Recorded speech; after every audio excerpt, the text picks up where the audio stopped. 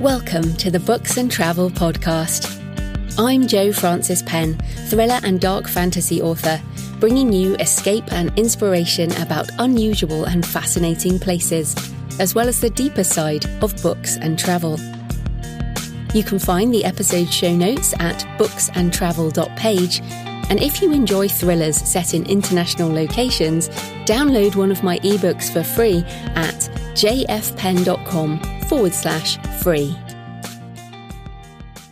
Hello travellers, I'm J.F.Penn, and in today's show I'm talking about sanctuary, retreat, belonging, the importance of home. As I write this and record this in the middle of March 2020, the world is gripped by the spread of coronavirus, COVID-19. Countries are shutting their borders, people are asked to stay indoors, shelter in place, and self-quarantine inside.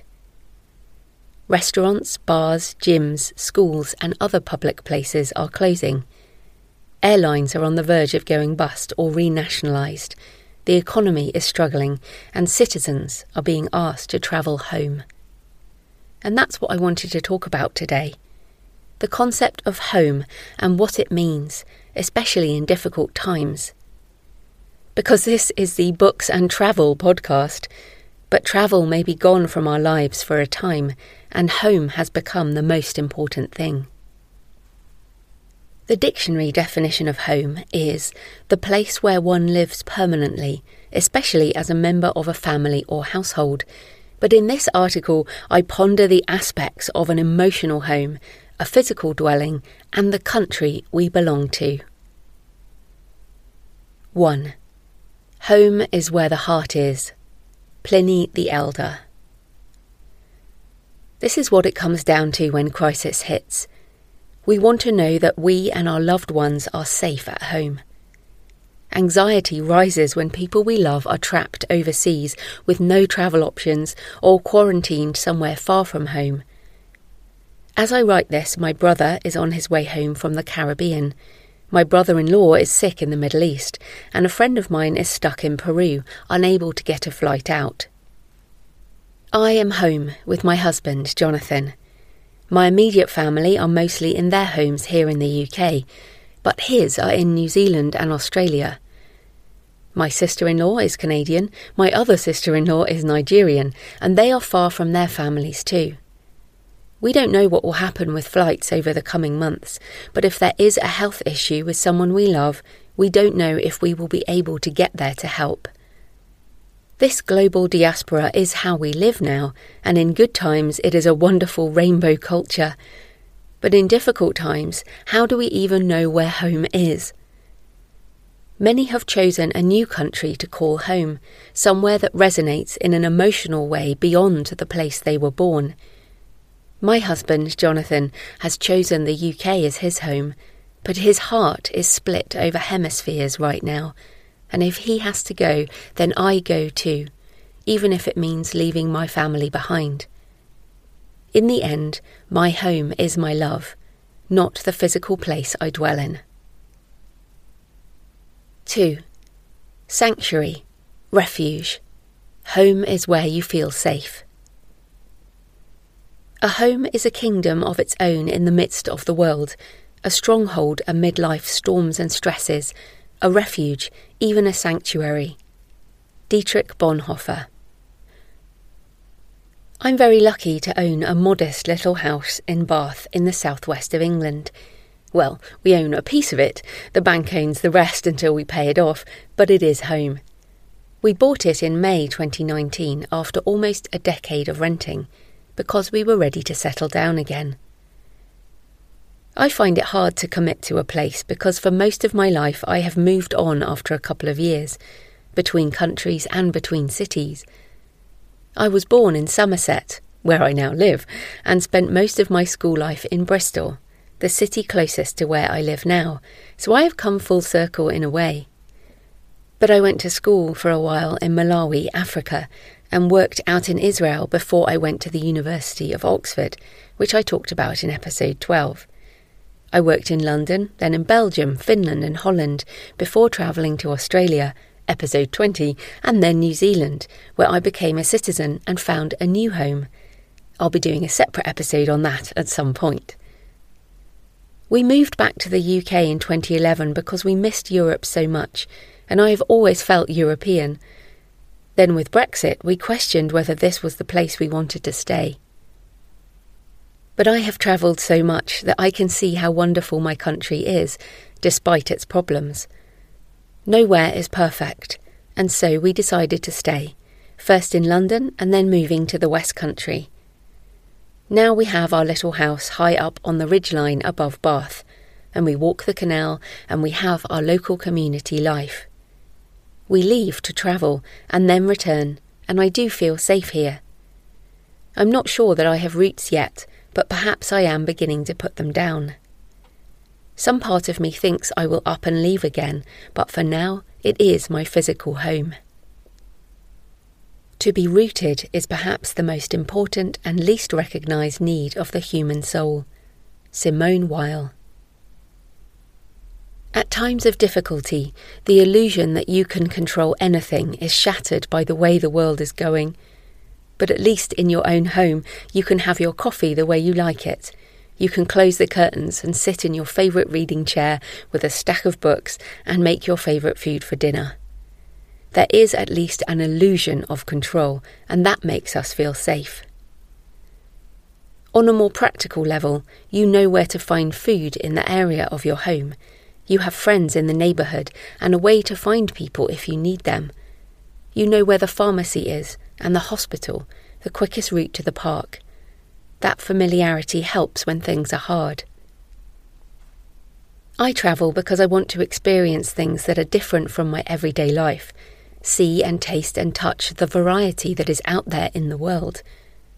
When we travel, we expect to sleep badly in a new place, maybe get sick, have difficult times in small ways, but we don't expect to really suffer. When trouble threatens, travel seems far too dangerous, and we head for the safety and familiarity of home. 3. Home is tribal. Home is the place where, when you have to go there, they have to take you in. Robert Frost. Home can also be defined as a place where something originates, and a person's own country or native land. Some cultures have an idea of ancestors dwelling in specific places, so their links to the land are deep-rooted. In the Maori culture of New Zealand, a person might recite their whakapapa, their identity as it relates to the whānau, extended family, and also the land itself. For example, which mountain, lake or river you are affiliated to, as well as which iwi or tribe. Even white New Zealanders will talk of their whakapapa, so it's clearly a deeply emotional concept. But in these times of migration for work and lifestyle reasons, how many people truly feel that connection anymore? I certainly feel more untethered than anything else. When I'm travelling, I will say, let's go home, and I mean go back to the hotel or the hostel or the tent or wherever I'm staying. Home is wherever I am sleeping that night. But home as England, for me, has come into sharp focus in recent weeks. When the coronavirus spread to North Italy, an area I have visited a number of times, I started to take things very seriously. It's a wealthy region, and yet the hospitals were quickly overwhelmed. Most of us who get COVID-19 are likely to have mild symptoms and should just stay home and self-quarantine. But where do you want to be quarantined? That was the thought going through my mind as I looked at my calendar and saw international travel ahead.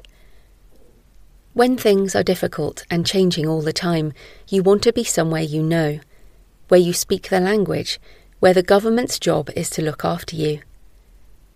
I am truly grateful to live in a country where we have a healthcare system that, although flawed, is still free at the point of use, and that is designed to help everyone. I cancelled my travel to the USA several weeks before things became serious there, because I did not want to get sick in a country where healthcare does not seem to be for all.